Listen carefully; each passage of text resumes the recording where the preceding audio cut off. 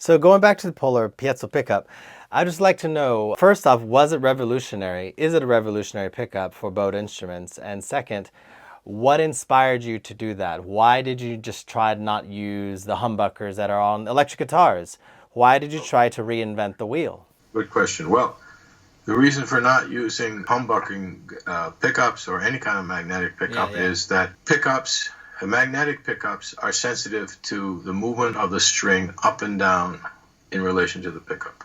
And think about an acoustic guitar or virtually any acoustic instrument other than a bowed instrument. You pluck the string so that it vibrates parallel to the fingerboard, not perpendicular to the fingerboard. And that's the way you get a good sound, because otherwise it's going to just do a lot of buzzing. And if you think about the top of an acoustic guitar, it's a flat top guitar. It, in fact, cannot generate any kind of projection into the room with a strictly side-to-side vibration of the string, because it's all up and down. I mean, you got a top on that guitar, and it doesn't make any sound vibrating side. No, it's a membrane that is flexible up and down. And there's a reason for that, because with an instrument that is plucked, okay, you have a tremendous attack, inherently a tremendous, that first transient, when you first pluck it, that string takes off. It's got a huge spike there, big attack. The reason that people like to make their guitars flat top is because it suppresses the attack and saves the energy to sustain over time. It's a very different problem than you have with a bowed instrument. Bowed and plucked are like night and day, and that relates to the polar pickup in a big way.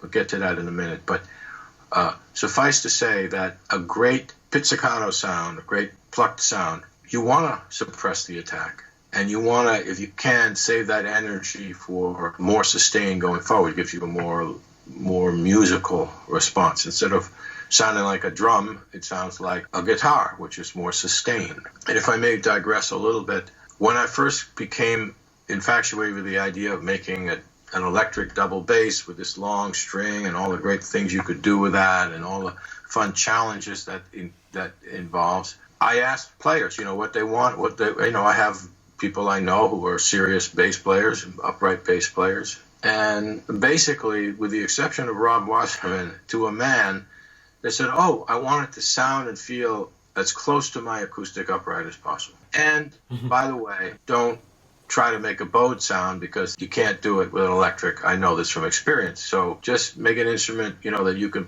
play pizzicato and that feels and sounds as close to a traditional acoustic upright as possible. That was a huge challenge. You can't get a good bowed sound out of an electric instrument. What the hell is that about? Let's sort that out first. I began to understand that if you want to get a great bowed sound, you need to do just the opposite from an acoustic guitar.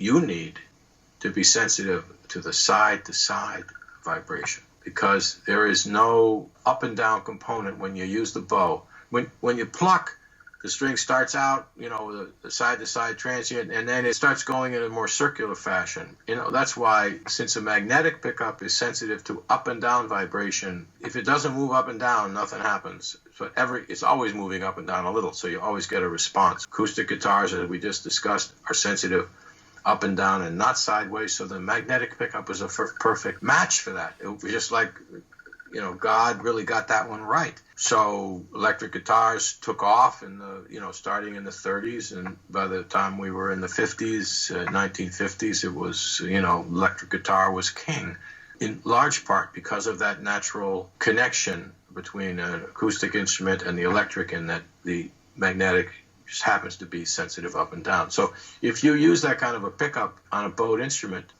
it doesn't work for bowing, because bowing, you need to be sensitive to side-to-side vibration predominantly. If you look at the design of a cello bridge, for example, it's a tall bridge, right? It sticks up quite a bit from the body, and the feet are pretty close together, relatively speaking. Now, part of the reason for that height is so that you have access from the low C string, up to the A string or whatever. You have to have clearance for the bow. So there's a physicality there with a high bridge is important. Another fundamental reality of that bridge is that You get sound by rocking it back and forth. You have a bass bar on one side stabilizing as a rocker point, and then on the other side you've got your sound post, which is then driving the back. It's all about this, going back and forth like this. Let's say you had an instrument like a double bass or a cello or whatever, and you had magnetic pickup on it. First of all, you know, as you bow, you get this kind of really restricted, unsatisfying response, very little deep resonance in the bass frequencies, and just marginal. And then you lift the bow, and what happens? The string starts to go around more circular pattern, and the sound swells when you pull the bow off it. Not good. Okay. You want the sound to pretty much stop when you pull the bow off it. So I did figure out how to make a great bowed sound by setting the phase and so on my pickup such that it emphasizes side-to-side motion of the bridge, which gives you that deep, rich, bowed sound. But now you go to pluck it, and it sounds like a drum. Pizzicato is used a little bit here and there, but not that much, and that's the tone character. It's kind of drum-like. It's very, very big attack and relatively little sustain. But so, on the other hand, I'm designing a bass, electric double bass, and most electric double bass players don't even use a bow or use it very little. It's really played pits, right? I mean, all jazz and so on. It's very little bow. And you know, classical is another world, but classical players don't play electric instruments anyway.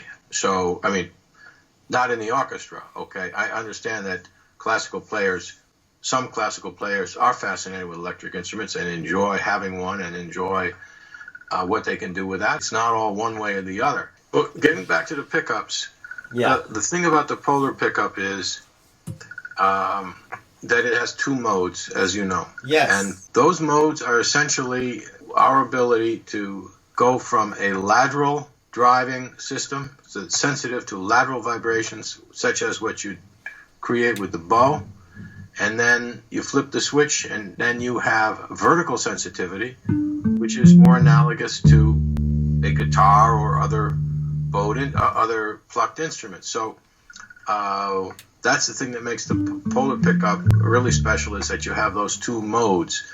On the one hand, it's completely dedicated to the bow, and it's all lateral sensitivity, which is great. But now you go to play pits, and you get that drum-like effect because you pluck the string, and bam, you have that huge transient. So you flip it into pits mode if you want. I'm not here to tell a musician what mode they want to play for whatever purpose. I'm here to provide opportunity, not to prescribe a certain kind of sound or whatever. And that's a whole nother discussion too, in terms of the reality of making musical instruments. But in my case, I stick with versatility as a big focus in terms of the way I think about what I want to do. So now when you flip that switch, the sensitivity of the pickup is up and down. And that's what gives you the pits mode and gives you sustain and less attack and, you know, a smoother, more melodic kind of response. So that's the story behind the pickup. And it never would have happened if I hadn't started with the bass, because pizzicato mode is just generally not that important for a violinist, a violist, and even for a cellist. It's dominated by the bow, whole repertoire, all the music that you're making. But with the bass, it's different. Pizzicato mode on the bass, people playing jazz on the bass and so on, had to have a great pizzicato. And I couldn't get it. If I get a great bowed sound, I couldn't get a great pizzicato sound. So I developed a system that allows you to switch the polar response from vertical to horizontal.